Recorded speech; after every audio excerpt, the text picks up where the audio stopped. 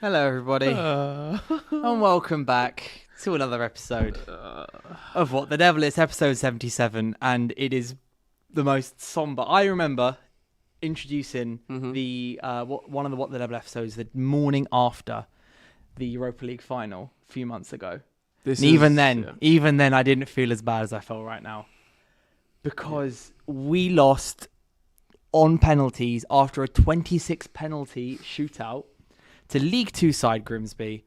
Ruben Amorim went mentally insane afterwards, and I don't want to spend loads of time on it, but we have to. We are. So my name's Dylan. For you guys who've maybe not watched this show before, I'm joined today by Nick. Just the two of us because everyone else has stayed in bed crying and depressed. I don't know about you guys. I didn't get a lot of sleep last night. No, I really didn't. I went to bed probably about 1 a.m. after wrapping up all the post-match stuff on United District. And I was like, you know what? I'm going to sleep in a bit. And this morning, I was like, oh, it's 6:30 in the morning when I woke up and I couldn't get back to sleep again. you wake up, you're like... So I lied in bed. I lied in bed and I was like, right, I'm not ready for the world yet. So I watched 3 episodes of NCIS on Disney+, stayed in bed, and then finally got up, had my porridge, got an energy drink with me, and think, now I'm ready. Now I'm ready to talk about the disaster that was last night. Yeah. Where do you even start? You know what? I'll start by saying this. There's some games, right, where you lose, especially when you go lower down divisions, right? Mm-hmm. Where you kind of go, oh, you know, like, they outrun us. They wanted it more. They were tougher. They were more physical. Maybe the pitch was a bit dodgy. Maybe they're used to it. There's a lot of things you can maybe caveat that with. That first half, and I couldn't watch it in its entirety, but I watched a lot of it. Is it fair to say that first half especially, we were just simply outplayed? Mate, players. I'm trying to save the first 5 minutes without any swearing, right? Because I don't want to get this demonetized. But the players were shocking. Yeah. We had played a rotated side, but even then we had like a fresh man in Ugarte. Ugarte's not played loads of minutes. Fredrickson's first start, Heaven's first start, Maguire's first start, Anana's first start, Sheshko's first start. But it just Ahmad was playing in his quote unquote more natural position. They were so bad. Yeah. Like I don't know if it was. So I remember saying this on. I can't remember when it was. I think it might have been on DR earlier this week when we were talking about the game. Yeah, it was on Monday on DR. I said, "Oh no, it was on the red carpet actually." That there was a moment on the face of Luke Shaw after Dorgu passed him and it went past him, and Shaw pulled a face that I've seen so many times over a number of years of a face of panic. Or wait, like against Fulham or against... Sorry, against Fulham. Yeah. It was, he sure didn't play against Grimsby. Yeah. But against Fulham, and I was like, oh, I recognise that face. Oh, I hope this doesn't... I hope I've not just seen what I've seen so many times. And even though Shaw didn't play, it just felt like immediately panic. Like Grimsby went, you know what we're going to do? Just launch balls into the area. We had Tyler Fredrickson, who could not deal with it. Like, he was good against Wolves and stuff last season. He had played some really good games, but he could not handle it. Grimsby just onslaught. And we panicked immediately. Within about 10 seconds, they swung across in, I think. And they were looking at Andre Onana, 47 million pound signing Andre Onana. League Two Grimsby looked at it and rubbed their hands. Bro, their keeper was unreal. He was class. Their keeper was unreal. And we got Onana throwing it in his own net. And bro, like... And I've seen some people talk about rotation. Bro, it doesn't matter. Like, any 11 of our senior players should be any 11 of a League Two side's players. Like, it's simple. I would expect our under-18s team to give them a better game than those first 100%. Bro, Grimsby Town will have more difficult games in League Two this season than they just had yesterday. Yeah. Without a shadow of a doubt. Without a shadow of a doubt. And I don't even know where to... Like, I hate even saying... like a manager needs to go. Amorim out. I don't like saying it. Neither do I. But I'm there. I am so there. I hated so much of what I saw last season. I've sat on that sofa over there. How many times have I said I hate the throw at the back system and I just don't think it will work? I said it. Now, at the beginning of this season, pre-season, I gave Amorim the benefit of the doubt and I actually went into the season optimistic, ladies and gentlemen. Against Fulham, you asked me, what do you think the score is going to be? My dumbass said 3-0. So did I. I said 3-0. We agreed and then 3-0, I said. Across the sofas. So I backed him. And you know what as well? I didn't even give Man United, the players, and Amorim the slack that they deserved for losing that Europa League final in the criminal way that they did. Because it was criminal the way we lost that Europa League final. It was shocking. And we just passed over it and thought, you know what? Amorim came halfway through the season, doesn't have his players, etc., etc. Let's see. Let's see has got us here. Fulham 1-1. That was dreadful. And then you go to Grimsby Town, bro. Yeah. It is. I remember I came in the studio after the draw was made, and everyone was like, "Lol, why are you playing Grimsby? Like, at least it's a game you can start some players. Sheshko can get his first start, collect a couple goals." It felt like with Sheshko, right? It felt like he wasn't fantastic, but at the same time, I felt like we couldn't find him. Yeah, we couldn't create. We couldn't find him. And as much as, and I want to address the title, because obviously in the title it says this is not on the players. I am not talking, when I wrote this title, about the Grimsby loss. The Grimsby loss is, but I think that the issues we're suffering now are on Ruben Amorim. We've signed 3 really, really good attackers. We've got rid of some of the players that kind of weren't really maybe fitting, like Malacia, etc., and some of the players who have been disruptive, like maybe the word, and like kind of put a negative cloud over the squad. And Amorim, 8 months ago, in that press conference after the 1-1 draw against Ipswich, he was asked, do you not think that maybe it's a better idea to keep going with what the players know for the rest of the season and then change it in the summer? And Amorim said, I would rather we suffer, using that key word, suffer now and learn, so then by the time we get to next season, we're better, we're not playing the same mistakes, and we're playing in the same way, and we're not playing the same way, and we're playing better. Yeah. What are we not doing? Playing better. All of the above. Still the same mistakes, still the same bullshit inside the midfield too, with all the spaces here and there, and still not creating chances. Yeah, still not creating chances, even though we've signed players on that. Like, we had Ahmad starting in his best position. I've got to say, Ahmad was not good yesterday. He looked way too hurried, and it looked like he was really trying to force everything. I don't know if it was a case of Ahmad thought this was his... I don't know, like his audition to play back in the number 10 over Mbeumo or not. But Ahmad was forcing everything. Yeah. And Grimsby just stood there, and they were really energetic. And then when we had 7 attacking players on the field, like at the end of the game, we had 7, not even like midfielders, we had 7 players who would normally be in that front 3 all on the pitch. Bro, and then Mason Mount was at left wing back, and you had Mateus De Ligt popping up in the pockets in the box. Other way round. Yeah. Put De Ligt at wing back. Genuinely, if you're going to have 7 attacking players, put Mateus De Ligt at wing back, and then have Mason Mount on the half turn on the edge of the area. If Mason Mount was in the position that De Ligt was very last seconds of the game, I think that goal goes in. De Ligt kicks Sheshko, and then Sheshko then hits it over the bar because De Ligt kicks him. Mason Mount's probably not going to do that. It's just some of the decisions yesterday I thought were just beyond me. But even and I can't, and as much as I can fault the players for their really, really poor performance, I can't, I think it's on the manager for setting up and giving these kind of instructions and not changing and anything like that. Bro, his decision making. Remember we had a crash out episode one time? Yeah. Where I just had a go at Ruben Amorim about his decision making for basically an hour. I'm back there again because he's doing things again, like some of the substitutions, but also in press conferences, right? That first game, Onana Bayindir, that whole scenario, right? You didn't need to make that an Onana versus Bayindir situation straight off the bat. You straight away told us that Onana's fit, but I'm going for Bayindir. Talking point.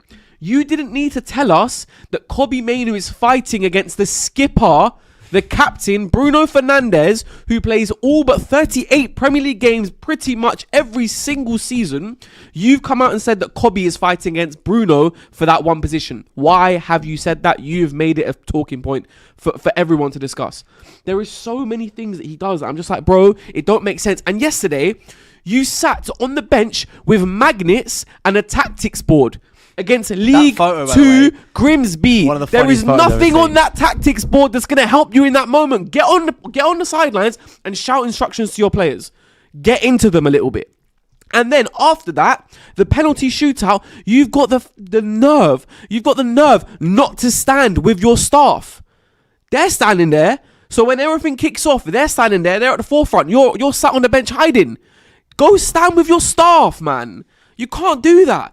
You can't, like, we talk about character. We talk about, he's a charismatic character, all this and that. You need to show that in those moments. It's not good enough doing it in the interview or the press conferences. Do it in the moment. Why are you sat on the bench with a tactics board and magnets, bro? It's Grimsby League 2. Get a grip. It's so long. And I'm so done. And the worst part is, people ask me who comes in next. I haven't got a clue. Yeah, I'm looking at the transfer. I'm looking at the market and seeing what managers are available. I have not got a clue. But whatever it may be, don't make the same mistake of dragging this out to November. We know what it is. I've seen it with my eyes. He's doing, like I said this in the group chat of us yesterday, right? Dorgu against Arsenal was fantastic. Why was he fantastic against Arsenal? Because everything was played in front of him. Everything for Dorgu was get on the end of this and get running. Against Fulham and against Grimsby, I'm seeing Dorgu drop in to pick it up and try to turn and make something happen. He can't do it, bro. You signed him and he can't do that. So why are you insisting that it has to happen again and again and again? Because it's your system. Your system isn't working, bro. Make some changes. Be adaptable. Look at Thomas Frank.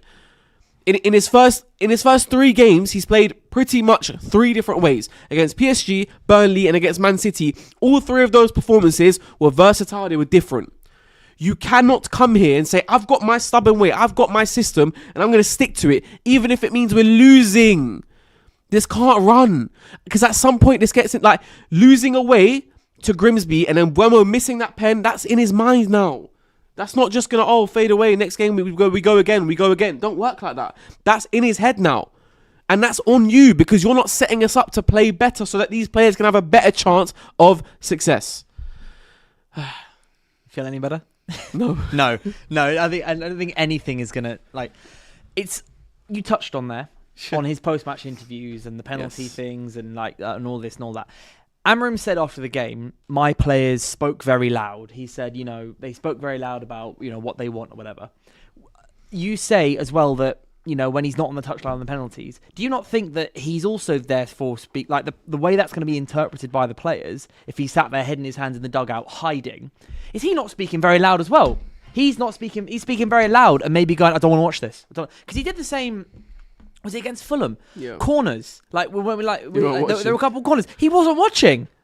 Are you not... You say, the players are speaking very loud, and we're going to touch on what the hell does he mean by that? Yeah. But just to put a bit of reversal on it, is he not speaking very loud? Actions speak louder than words.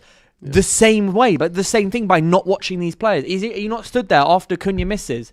If he turns around and sees his manager on the timeline clapping him, going, "Come on, stay up," and then Onana when Onana saved the 3rd penalty, if Amorim's there going good job, I know you made a mistake, blah blah, but I'm supporting you. He's there. He was like that. He was hiding, bro. He was hiding. He was under the table. He was hiding. It was and that's another thing. Like you said, when you're there on the touchline, centre circle, you want to look left and see your manager. You want to see your gaffer. I would. That's your leader. That's your leader. I would want to see that. I would want to see that. But talking about what Amorim said, the players, what they want, they spoke very loud. I know the comments are very much having a little bit of a go at us for saying a lot of this is on Amorim. And what we're talking about here, to clarify, is not specifically the Grimsby game. We're using the Grimsby game as an example of some things that he did and said. The Grimsby game, we agree, if you weren't watching the first 5 minutes, the players were absolutely shocking. There is no getting away from that. That loss can be on the players, but the general what's happening at United over the last 8 months, we are saying is more based on the manager's decisions, refusal to change things here and there. But so what was Amorim talking about when he said the players have spoke very loud? Because there's loads. I want you guys to get in the comments as well what you think he's talking about, because there's multiple different theories. It could be that behind closed doors, the players have been maybe saying that they think there's some adjustments. Maybe Bruno Fernandes and his leadership team have been saying we think there may some adjustments may be needed. Or is he saying that he feels the players are showing that they don't back him? Or are the players saying that they don't feel they're good enough? Or what is he saying? Because he said the players have spoke very loud, and then when the interviewer pressed him and went, "What do you mean by what are they saying?" He went, "It's very clear." Yeah. and then didn't say anything else. Alright. What is he saying? It's hilarious as well because this goes off the pattern of Ruben Amorim once again talking himself into trouble in moments where he doesn't need to talk himself into trouble. There's no need to say that.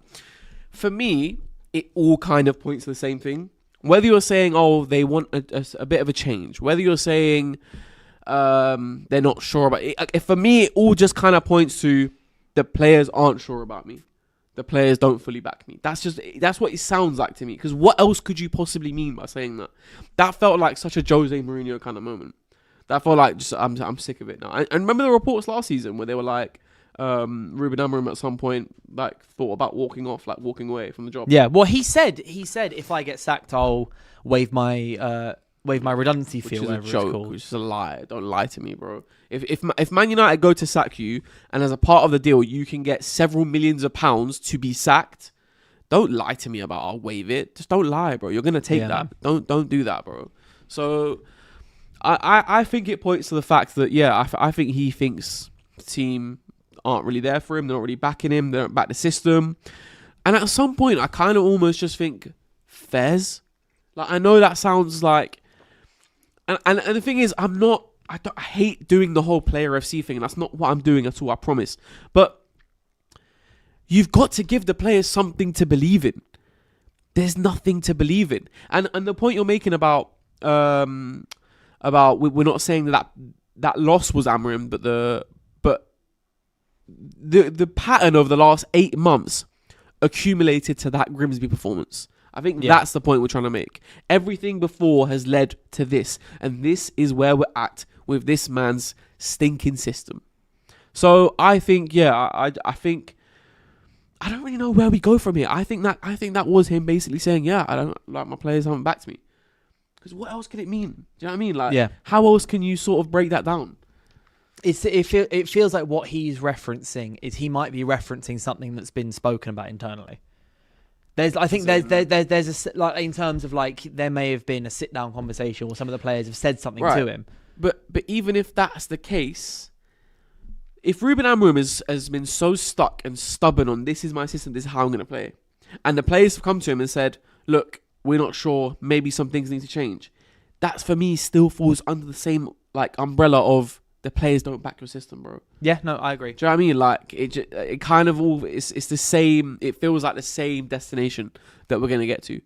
Because even like Xabi Alonso, for example, right? He won the domestic treble with Leverkusen, went invincible, and got to the Europa League final. Should have won another trophy, with a 3 at the back. And he's gone to Real Madrid and he's switched it up. He tried 3 at the back, I think, one game at Real Madrid and then switched it again. I think he still goes to it sometimes, but also the fan base there don't have it. Like, we're quite lenient and we'll allow it, but the fan base in Real Madrid, if you try play 3 at the back, they simply won't have it. So, I don't know where we got. It feels like that's what you say. It feels like he's like on the verge of walking away. Those quotes. Yeah, man. Because then he said the thing about the 22 players. Yeah. As well. Like when he says we can't change 22 players, just change the way you're using them then. Yeah. I do think there is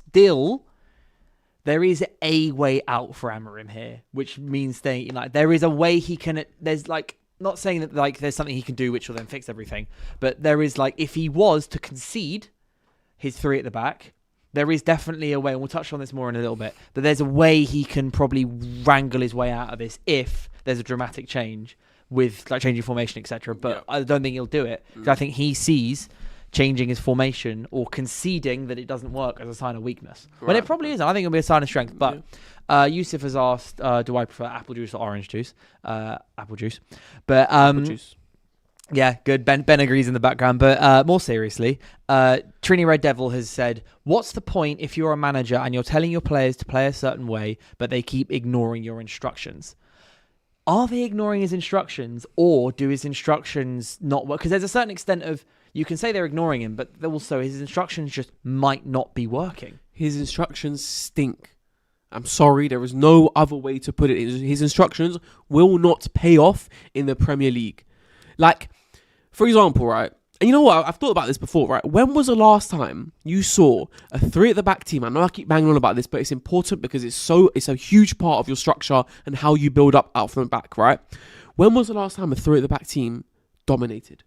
It simply doesn't happen. Antonio Conte. How did he do it? He did it on fast breaks, transitional plays, and he had an Eden Hazard who was a creative genius at the time, and he did it with wingers. Not inside 10s and wing backs. Yeah, obviously he had wing backs. 3-4-3, not 3-4-2-1. 3-4-3 with wingers. It was different, and it was a different time in the Premier League. Games changed, bro. Don't get me wrong, Conte might be able to come back and do it, but do you know what system Conte is playing in Napoli? A 4 at the back. Because he's kind of figured it out. It's fine for a Crystal Palace to come and do it, and it can work because it can pay off against the big Crystal teams. Palace play with people who aren't as inside. Yes. As Mbumo and Cunha are. Because there are comparisons being like, oh, Glasner, because I know I've been guilty of this at the same time as well. Glasner's doing it. Why not United? But look at how they set up. The wingers, so to speak, are wider. But also, ultimately, Crystal Palace is still finishing, 10th? Right. Yeah. So let's not get it twisted, right? They're not making Champions League football doing this, right? So, and we applaud them with how Glasner's played because they do well against the bigger teams. This system is set up to do better against the bigger teams as well. That's a huge part of it. So we ignore the Crystal Palace's performances against, say, the Brightons, the West Hams, the Evertons, where they might not win, but when they're in our eyesight because they're playing against Man City, they're playing against Chelsea or Arsenal, whoever it may be, the big teams, and they play well, we praise them. But don't forget those other performances against mid-table and lower teams in the league, because it's not all great all the time. The 3 at the back does better against better teams, like we've seen with United. Same theme. Our best performance this season was against Arsenal, who were challenging for the league. Yeah. There are some of the comments are talking about but Pep Guardiola builds up with 3 at the back, etc. But I think one thing we need to touch on is starting your resting formation versus how you build up is different.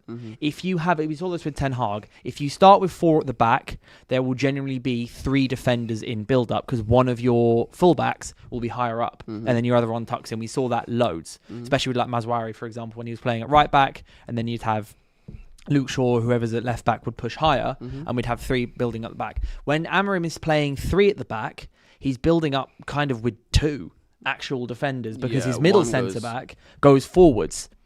So there's a difference between Pep Guardiola building up with 3 at the back because one of his fullbacks is higher. Let's say that's previously been like Mateus Nunes, etc. Or like now that'll be Ait Nouri probably pushing higher up.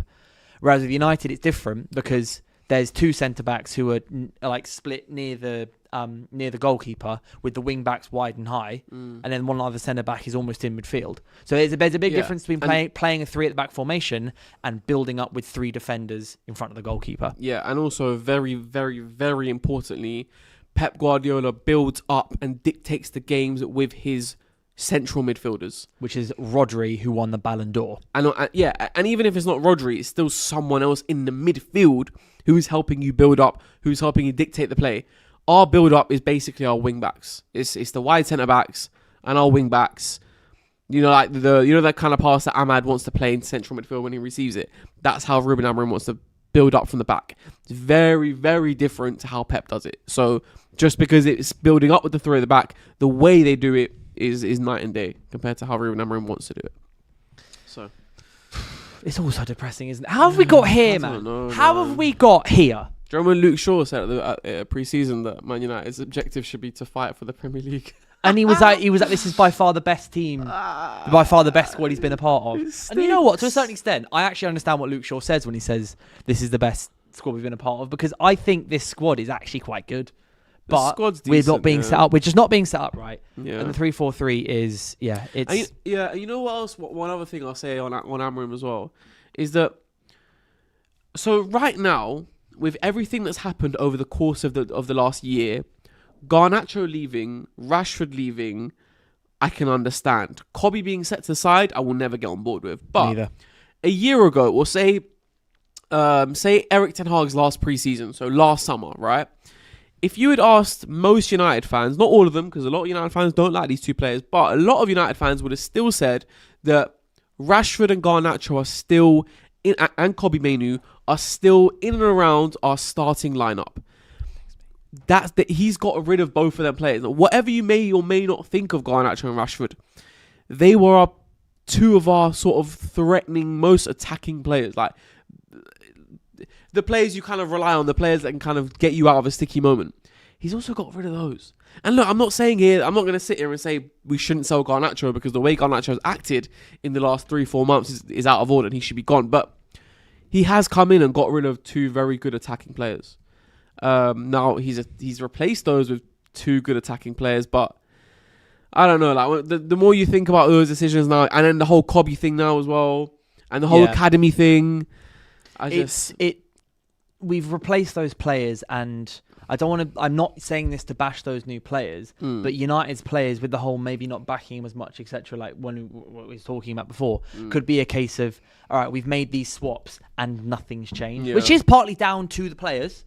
That's partly down to the players because, the players are the ones at the end of the day that need to play it. But there comes a point where, as you said before, the instructions being given to the players potentially simply cannot be carried out because English football is way too physical. Yeah. It's too like in English football compared to Portuguese football, players are fitter, stronger and faster across probably the entire English professional pyramid. I'm not saying that therefore Sporting are a League 2 team. But what I'm saying is that the onus from day one in academies in England is being fit, strong, fast. That's how football is played in England, how it's always been played. Like in Sir Alex Ferguson's day, all the players at United were fit, strong and fast. They weren't necessarily overly flashy, but they were all capable of playing like that. And in Amorim's system, just those traits, no matter how good technically the players are you're playing against, those traits will expose all the gaps in the Amorim system, which is where we've got to. Yeah. But so what I want to ask you now, we're talking theoretically here for the next 10, 15 minutes, is about, let's say Amorim goes back on his word and changes his setup, his formation. Yeah. What does that look like? Because we've got you got other options like 3-4-3, 3-4-2-1, like 4-4-2. Sorry, 4-3-3. Sorry, not 3-4-3. You've got 4-3-3, 4-4-2, 4-2-3-1. Like some of the previous systems, which we have got fed up with at points at United. Like sometimes not using it right, or like for example, Solskjaer using Pogba in a pivot too much, things like this. If you were to set up United, this current squad? How would you do it? What instructions would actually benefit the squad most? It is tough because he's obviously, like Cunha, for example, has been brought in to play that left-sided 10. He can play other positions. Like I think he can still play a 10 in a midfield 3. And I think there's some games where he can still play him on the left or the left wing. He can also play false 9 as well. But to answer your question, that's tough. I would go with a 4-3-3 with one defensive midfielder sitting with the other 2 helping as 8s, not as 10s, but other 2 helping as 8s. I would go with something like Bayern there in goal, probably. I'm not gonna lie. I don't even know. I mean, maybe Heaton as well. Like it stinks. I'm not gonna lie. The fact that we talk about Tom Heaton. Yeah, I don't know if I ever want to see Onana in another game for us. I feel like I'm done with that man now. Like every time Grimsby had a corner or a set piece, he would look in trouble. So I would probably go Bayern there in goal. My 2 centre backs at the moment would be Yoro and De Ligt. My right back, you know what? My right back when fit would be Mazraoui. My left back would be when fit Luke Shaw or Dorgu if not fit. If Luke Shaw isn't fit, my one sitting DM, and this is where we're gonna have problems no matter what form. Yeah, no matter who plays, what formation, what system. There is nothing going to get us out the fact that we need a 6 and a good 6, not an Agate 6. He's another one who should never play for Man United again, but probably will. But so I would go with this current squad. Probably has to be Casemiro. To be honest with you, it has to be Casemiro, Cobby, Bruno on either side of Casemiro, playing a bit further forward. The 9 would be interchangeable between Sesko and Cunha, depending on the opponent. Left wing would be interchangeable between Cunha and Mbuemo, probably. It's not ideal, though. We don't really have a left winger right now. The right side would be interchangeable between Mbuemo and Ahmad. That's the kind of thing. I just feel like that system would still at least give us a base where our best players can do their best work. Yeah. That's the kind of mind you get Bruno in better attacking positions, and as well you can actually get the ball to them. That one of the biggest problems I think we have right now is that we signed Cunha and we signed Mbeumo. Great, we're not getting the ball to them in dangerous positions. That was, I think, like there's been a lot made of Šeško yesterday. Yeah, but I think that was Šeško's main issue. We weren't getting the ball to him. He was being properly man-marked by one of their centre-backs a lot of the time, which was very good tactical, whatever, from Grimsby's manager. But I think Šeško was kind of, we weren't really helping him. Same as Højlund, right? Yeah, you're meant to just supply him. You're meant to supply him. But I like that. So I would also go with a 4-3-3. Like a traditional 4-3-3, 6 and 2 8s. In goal, Bayındır. Or if we can get Sen Lemens over the line, then Sen Lemens.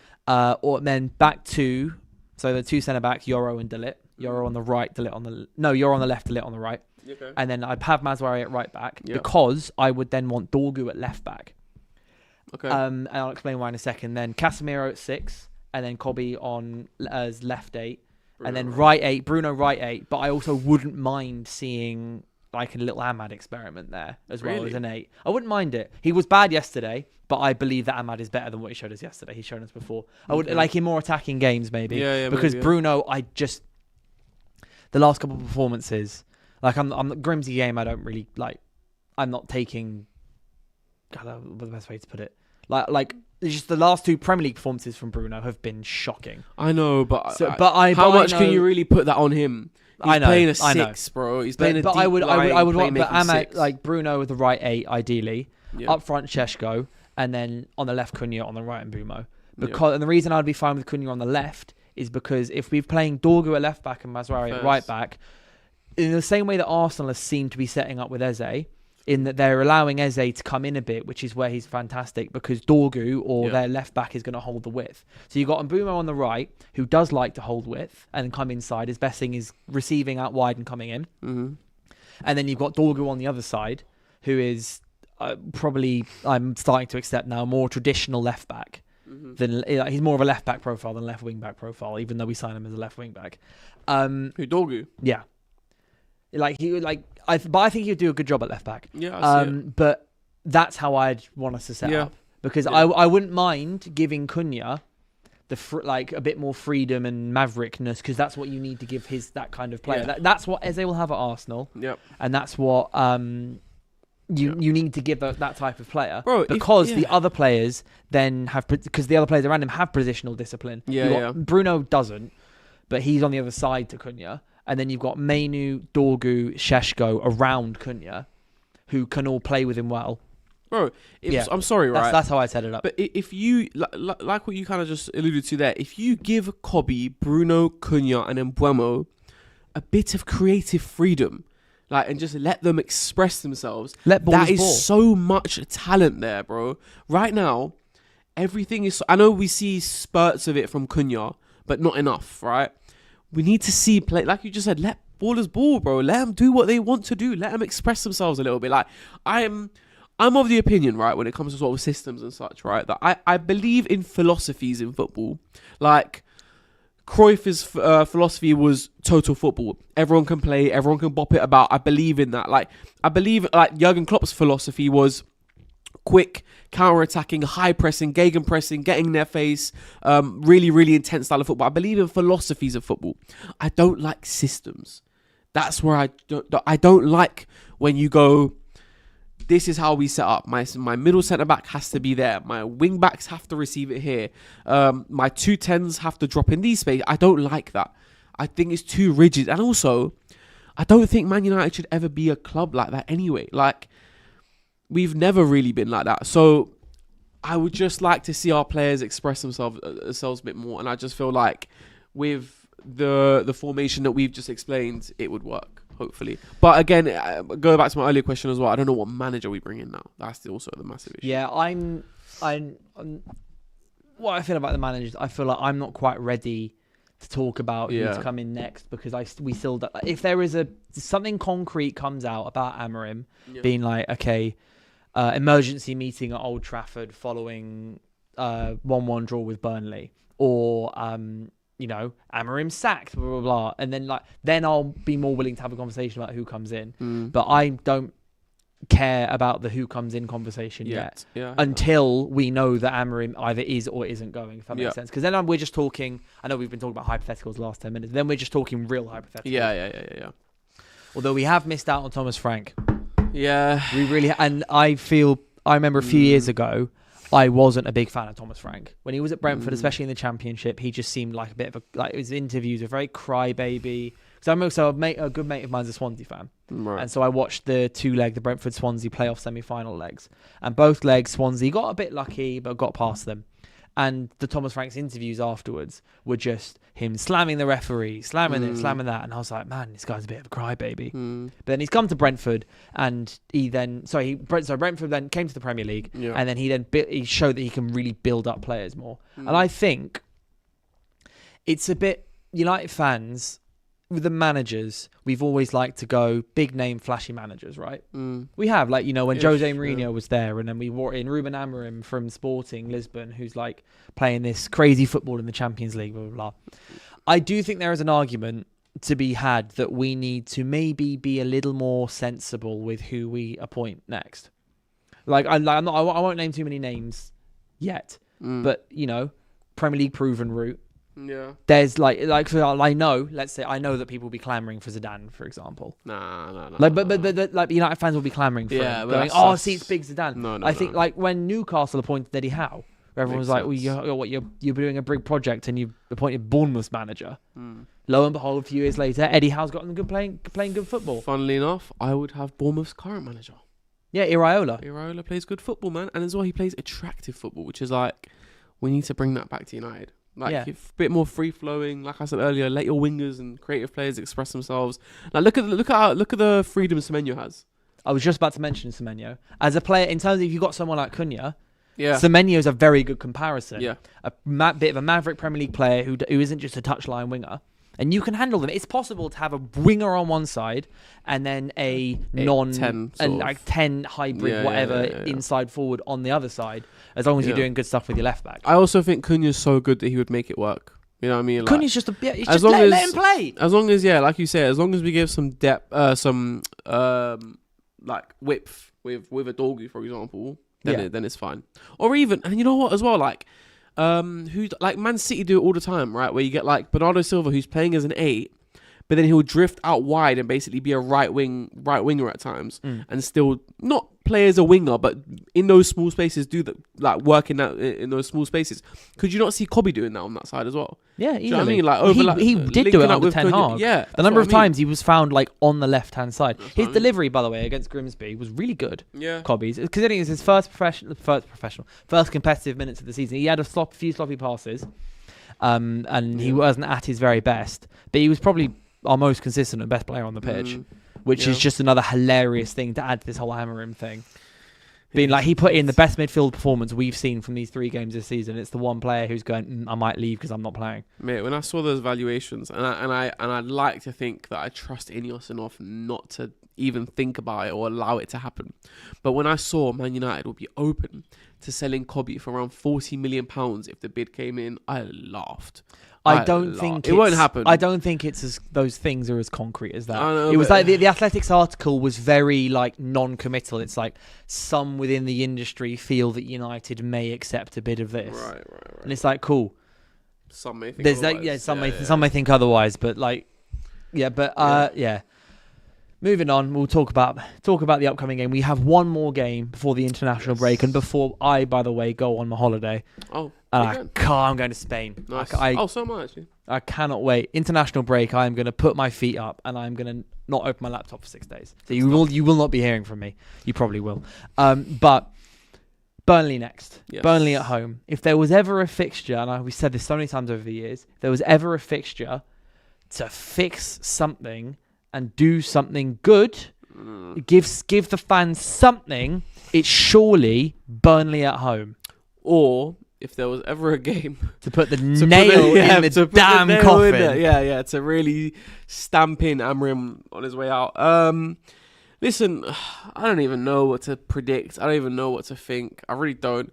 I expect a better performance, of course. And Man United tend to get up.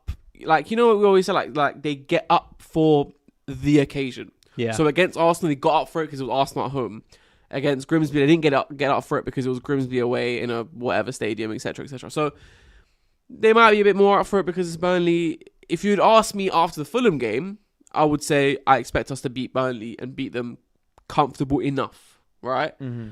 But then I also think, what game have we ever won comfortably enough under Amorim? The only one I can think of is that Everton 4-0 with Rashford and Xerxes. Yeah.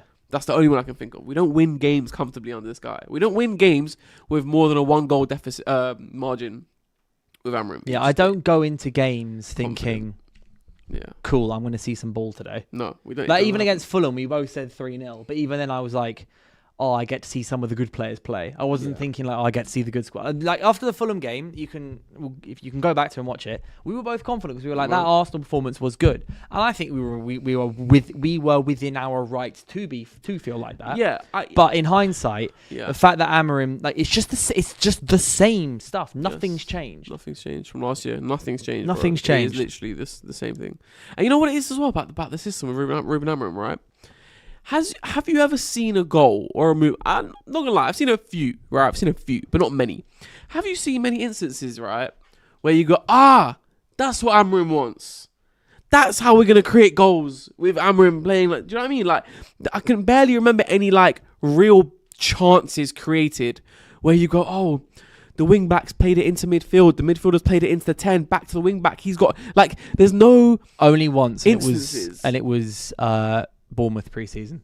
The only game, but that's what I'm saying. Yeah. But like, it was a pre-season game against Bournemouth. That's what I mean. So like, and this goes back to my whole thing about systems. If there is a system and you're stubborn, that system better pay off in some way or another. It better work in some way or another because your system is currently playing our best players out of position as well. I think it's important to say. Like, Bruno is just not a 6, bro. You've taken... Right now, when there's no De Bruyne in the league, right, Bruno is the best creative outlet in the league. In terms of chances created, the numbers that he puts up. Statistics-wise, he's the best. You've got him playing 6, bro. You've got him playing 6. The best creative outlet in the Premier League, you dropped him down to a 6. A deep playing 6 who has to come to the centre-backs or like where the centre-backs stand to get on the ball and try and make something happen. Oh... man. So yeah, Burnley. What do I expect? I expect Burnley to be good. That's the worst part. I expect Burnley to be defensively, which is something that we astute. seem to still not be able to break down. Yeah, they'll do well. They'll do well. Most clean sheets in the Championship last season. Look, I'm not gonna predict the Burnley win or anything of the sort, but would I be surprised to see a 1-1 or a 0-0 draw? Absolutely not. Or a leggy performance where we have a last minute Harry Maguire up top again. By the way, bro. And I put this on my story. That Fulham game, right? At 11 a.m. that morning, I put in the group chat with the United lot, this game stinks of a Harry Maguire on in the 85th minute to save the game. He came on in the 87th minute to save the game. Bro, I'm so tired. I'm so tired. Like, the last year of Erik ten Hag was awful. But it wasn't this bad. But in general, the last 2 years as a United fan, it's been so rough, man. And as well, like, I've kind of said this before, but like, yes, there were moments where it was bad with Ole, bad with Erik ten Hag, bad with Mourinho. It's never been this bad, bro. Like, put it in the chat. You lot let me know what you think. Has it ever been this bad as a United fan for you? Because in my lifetime, 20 odd years of watching United, it's never been this bad.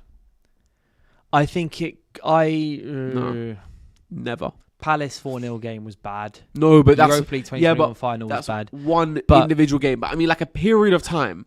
Oh, over the course of the 8 months since. Yeah, something like that. Or like, let's just say, like, I don't know, last 6 months. Whatever. I think what it is, it's the fact that like we were able to sit through those 6 months because it was promise after promise after promise of he'll get his players, like give him a window, he'll get his players, let him have a pre-season, let him have training sessions, and I was peddling all of that. I'll openly admit, I was peddling. We were sat here. I peddled all of that. I've gone, wait until we get Cunha in and Bumo in. Wait until we get a striker who's not Rasmus Højlund. Wait until we get... I was saying, like, wait until we get a new midfielder, a new goalkeeper, etc. Because I genuinely believed that Ruben Amorim was going to be able to change stuff. Yeah, I did and as it's well. and I understand why there's been such a quick flip. Normally, the flip that we see from pre-season to now takes a couple months, right? Yeah. It takes a couple months of, this really isn't working. But the fact the flip has happened so quickly is because it's become immediately obvious that nothing's changed. Nothing's changed. To me, it's become so obvious. I was just sat there on the sofa last night with the people I was watching with, banging on about the gaps in midfield. Yep. I was saying Still last there. season, and I said a week ago, when Cunha's playing in the left 10, he'll be able to help out the midfield more. But it didn't, because immediately we went 1-0 down, so Cunha had to stay as far forward as possible. Yeah. Or come and collect the ball and carry it forwards. And there were still gaps.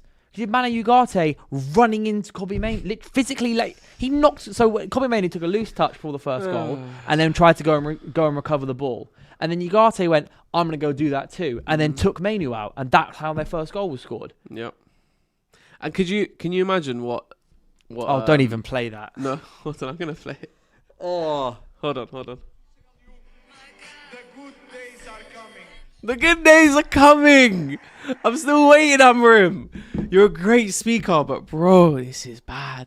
And you know what, as well, yeah. It's a weird one, right? Because when someone's the manager of your team and you're not doing well, so much of how you feel as a United fan, how much of what you said about not being able to go to sleep yesterday falls into Ruben Amorim's hands, right? yeah. But there's also a side of me that's like, he's not actually he's not a bad person. Do you know what I mean? Yeah. But the hate that I'm like feeling towards him right now is like, it's real, bro. It's real. And like you said earlier, the Europa League final, and like you said, like I was like, okay, let's see where this goes. And pre-season was so good. What It was great, happened, bro? What I was happened? happy to wake up at like 1 a.m. Yeah, to cover it the was game good until football. 5. Yeah. It was good football. Like, we enjoyed watching it. And I remember like you were sending messages being like, I've never seen a three at the back formation bop the ball about before like Yeah. this. You were saying like, we were properly, We were and bopping that it. was the game that Kobe Mainoo was in midfield. And Nagate. Yeah, man. But So Burnley. on Amorim, well, it's just on sorry. Amorim Yeah. and Burnley and everything, is there's still a part of me that wants it to work. But I now know, and I just completely now believe that it's not going to work with a 3-4-2-1. No. So if in this alternative universe, whatever, we come out with a 4 at the back against Burnley, then I'm like, there's a way here. We come out with 4 back against Burnley and just play better football with the players in their better. Or even if Amorim kind of just goes, right, this is how we're going to play. Just go. Just go play some football. Just go and play. Go and keep Mateus Cunha, Benjamin Šeško, Kobe Mainoo, Lenny Yoro. Go and do what you do best. Go and play some football. You can go and beat, but they could probably beat Burnley with no instruction. Because I believe these players are that good. Yeah, I believe these players are good enough to do that. Yeah, I truly do. But it won't happen. I know it won't happen, but I wish it would happen. Yeah, my only glimmer of hope is that I still think the transfers have been good transfers. Apart from Ugarte, since Ineos have come in, I like most of the players that we brought in. And you add to that the quality of Cunha and Mbuemo. So, listen, football can change quick. It can change quick. Like Erik ten Hag first season, we finished 3rd with a trophy. No one saw that coming off the back of that disaster season with Ole. Yeah. So, football can change quick. My main concern is Ineos really like this guy. For whatever, I mean, I can see why they like him. He's a good speaker. He's very charismatic, etc. But to me, that's just like being a good politician. You say a lot without doing much, right? My concern now is if Ineos let this drag out till November, December, then we've wiped away another season. Yeah. Which is why I'm so on this thing of do it now. Get it done because. Even if you bring in an interim manager, even if you bring in a new manager who you want to hire, there can be a bounce back. There can be a quick change. Football isn't so, linear? No, not really linear. But it's not like it can change quick. Is basically what I'm trying to say. Like PSG, go look. You know what? Yeah, that's a good example. Go watch PSG at the beginning of last season in the Champions League against Arsenal. Yeah, go watch them against Arsenal when Arsenal beat them 2-0. And then go watch PSG against Arsenal in the semi-finals. Different night team. and day, different team. Same manager, like fair enough, but football can change quick, man. Don't waste it. we know where we're headed. I've seen enough with my eyes. My eyes aren't lying to me, bro. That's why I feel like Amorim says something's got to change. Yeah. And I think we all agree. What that change is, there is obviously discourse. Yeah. I think there's a chance for him to continue if he changes his whole system formation, but he won't do that because he sees it as a sign of weakness. So therefore, ultimately, the way to get that change is to get rid of him. Yeah. And then, I don't know. Michael Carrick runs a good system. Ran a good system at Middlesbrough. He does. The 3 games he was in charge with us, he was all right. Carrick or McKenna, either of those two, I would be open to giving either of them an interim role until the end of the season and see how it goes. But not do what we did with Ole, which was give him a contract towards the end of the season. Yeah, but like I get why they did that for Ole, but I don't think they should be very firm and go, this is a 9-month contract. We'll revisit this in June. Yeah, kind of thing. The thing is, I know a lot of fans don't really agree with me, but I think Ole was a much better manager than what was given credit to him. I think the one of the mistakes he did make was overplaying some of his best players, like Rashford, like Bruno, like Greenwood, Martial, etc. But I do think he was a better manager than what he was given credit for. But either way, McKenna, Carrick, I'd be happy to give either of them an interim role until the end of the season. But I like, if you're Jason Wilcox and Omar Barada right now, what are you thinking, bro? Because I think they're just looking at that, but they're looking at the Burnley game and they're looking at that international break. They're looking at that international break and go, 2 weeks is a long time. You know what though? Also, this is on them as well. This is massively on them as well because, like, at the time of us bringing in Ruben Amorim, you would have looked at the squad and thought, right, Kobe is one of the most talented players. Garnacho is one of the most talented players. Mr. Amorim, where do these players fit in your system? How are you going to utilize these players? Do you know what I mean? Like, is that not a very easy question that you should ask a manager before you bring him in? And what answer did he give them? Yeah. Did he talk his way out of it? Sound good. Yeah. He just talks really well and they're just like, oh, go on then, why not? Give him a contract. Yeah, got it. He's got curls in his hair. It looks nice. Yeah, let's give him a contract. So do you. No, I know, but he's got the two, like, the ones. He's got those two, yeah. Two. But I don't know, because I do think they like him a lot and they back him a lot. I like him. But as a person, but doesn't matter. As everything else other than a head coach at the moment. Yeah, I hate him as a head coach. Because is he actually this stubborn and naive? The whole 3 at the back thing. I think he's that stubborn. I don't think he's that naive. I think he knows where this is going. Like, I think in himself. But then also not willing to change it. Like, he'd rather burn in the house than change location or whatever. I think his thing is like, bro, I've played through at the back. Go down with the ship. Go down with the ship. I played through at the back my whole managerial career. Was it Rio Ave before Sporting? You know what he did at I think it was Rio Ave. He played 4 at the back for 3 games with them, lost the opening 3 games of the season. Then before the 4th game went, if this continues, I will resign. He then changed to the 3 at the back system and went on a 19-game unbeaten streak. And that's why he's kept it ever since. And I'm thinking, you're now 3 games in the season. You've had 2 losses and a really bad draw. You should change it. Is it not time to look back at that and think drastic changes needed then? Otherwise, your head was on the chopping block. Maybe do it again. I know it won't happen, but I just wish it did. Yeah. Because our players would suit it. Our players would suit it. It's a formation that will get the best out of our best players much more than this one will. Yeah. And the thing is as well, like, you can play a 4-3-3 or whatever and still have your own mark on it. There's several managers out there that all play 4-3-3. Like, technically, Arsenal do it. Chelsea kind of do it. Man City kind of, Liverpool do it. Like, but they're all different. But they're all different. Yeah. They all have their own stylistic changes and the ways they want to build up, ways they want to keep possession, ways they want to gegenpress. If they don't want to gegenpress, mid block, high block, 4-4-2 pressing, or 4-3-3. Like, they're different. Like, it doesn't just have to be the same. We're not just saying 4-3-3 and just run with what Eric Ten Hag used to do. No, that's not what we're saying. Like, you can still have your own ways of doing it. But I don't think he'll do it. Yeah, neither do I. I don't think he'll do it. And Burnley is... I don't know, man. Score prediction? I don't know, man. I'm going to go 1-1. I'm saying, for the sake of my FPL, I'm going to go 2-0 to United. Oh, I hope so. Yeah. Sake of my FPL, I need a Dorgu clean sheet. I've got Dorgu and I've got Bruno. I have my wild card for the transfer window ready to go. so ready to go, but Yeah, I'm holding 'cause- off because I looked at this week, my FPL this week. I've got 11 players at home. Ooh. I didn't design it that way. Yeah, It's just it's happened like that. So I was going to wildcard this week, but then I looked at it. And I thought, a number of these games, I've not got Liverpool and Arsenal players who are playing each other and stuff. I've got players who are playing against Burnley, against Leeds, and all that. So I'm like, and I've also got Forest against West Ham. But look into the camera and tell them who you've got up top.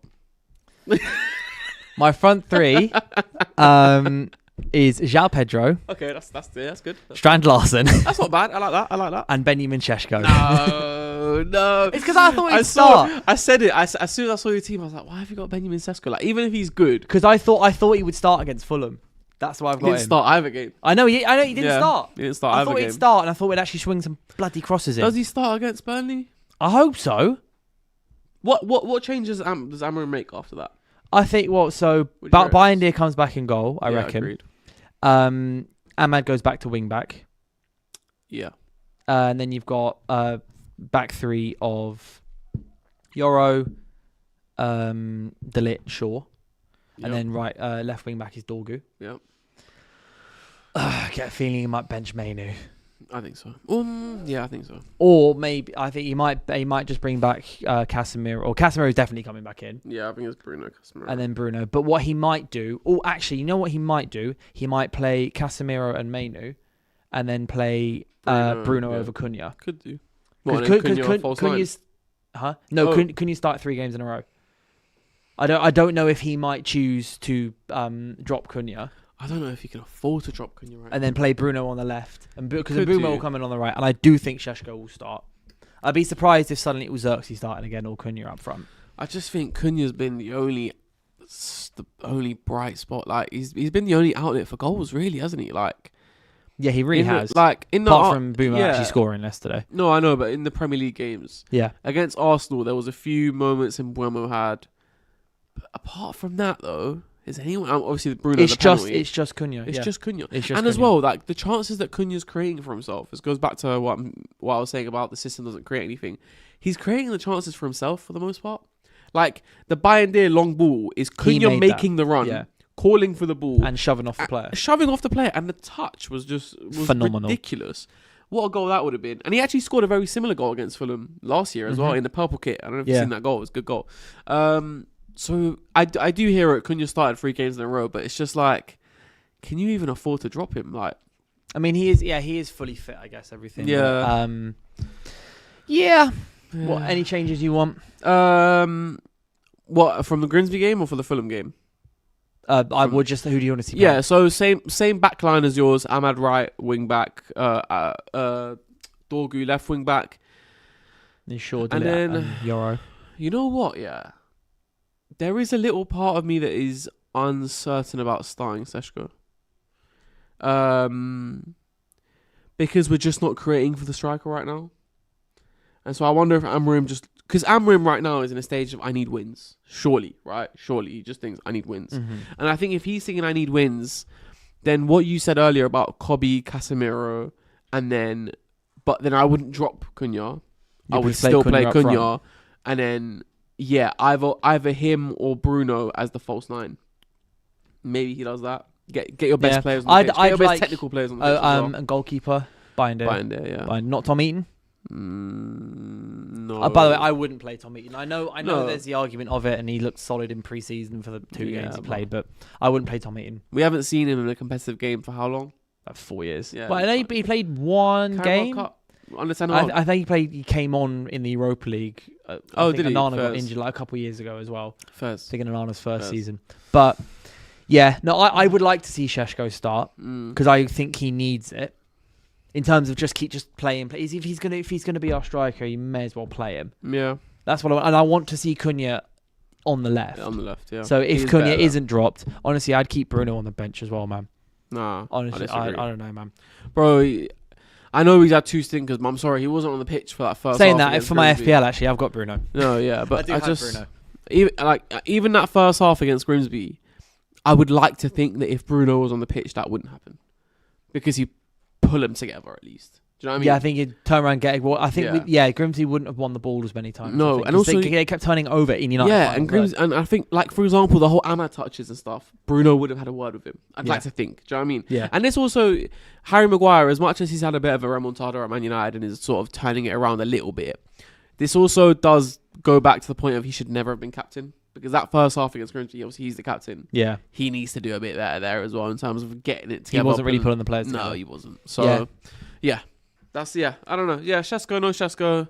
It's also 3 p.m. kickoff. We all know who plays so well whenever it's 3 p.m. kickoff. It's Brian and Bumo. Yeah. Last season, it was them football notifications at 3 p.m. every kickoff. It was Brentford Brian scores.